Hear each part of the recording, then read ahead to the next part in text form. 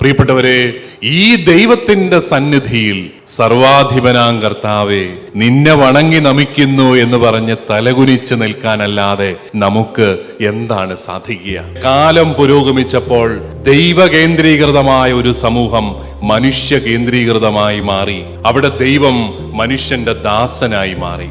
ദൈവകേന്ദ്രീകൃതമായ ഒരു സമൂഹം ഉണ്ടായിരുന്നു. അത് തേടി നമ്മൾ ഒത്തിരി പുറകോട്ട് പോകണ്ട. നമ്മുടെയൊക്കെ ഒരു 30 വർഷം 40 വർഷം മുമ്പിലത്തെ മാതാപിതാക്കൾക്ക് ദൈവചിന്ത വളരെ കൃത്യമായിരുന്നു. എപ്പോഴും ഒരു ദൈവത്തെ വിളിക്കുമായിരുന്നു.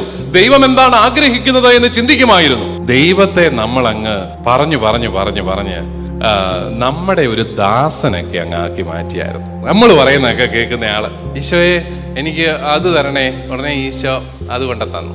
ഈശോയെ അത് അത്ര പോരാ കേട്ടോ, ശകലവും കൂടെ ഗൾഫ് വരെ എത്തിക്കണേന്നായിരുന്നു പഴയ പ്രാർത്ഥന. ഇപ്പൊ ഗൾഫിൽ എത്തിച്ചു. ഇപ്പൊ പറയാം അത് പോരാ, നമുക്ക് ഓസ്ട്രേലിയക്ക് പോകണം, എന്നാ അവിടെ കൊടുത്തിച്ചു. കർത്താവ് അനുഗ്രഹിച്ചു. അപ്പൊ ഈശോ ഇങ്ങനെ നമ്മുടെ ദാസനും ദാസിയും ഒക്കെ നമ്മളങ്ങ് മാറ്റിയായിരുന്നു കേട്ടോ. പക്ഷേ കർത്താവ് നമ്മുടെ ദാസനല്ല, നമ്മൾ തമ്പുരാന്റെ ദാസന്മാരായിട്ട് നിൽക്കേണ്ടതാണ്.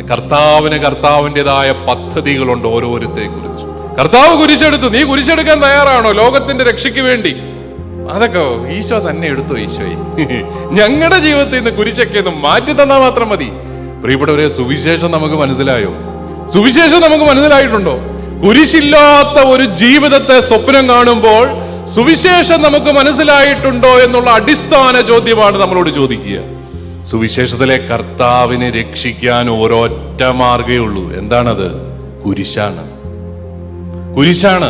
നമ്മളത് കുരിശ് നല്ല സ്വർണ്ണ കുരിശ്, തങ്ക കുരിശൊക്കെ ഉണ്ടാക്കി നമ്മൾ ഇട്ടുകൊണ്ടൊക്കെ നടക്കുന്നതല്ലാതെ ഇതേ കയറാൻ പറഞ്ഞാൽ നമുക്ക് പറ്റിയല്ല.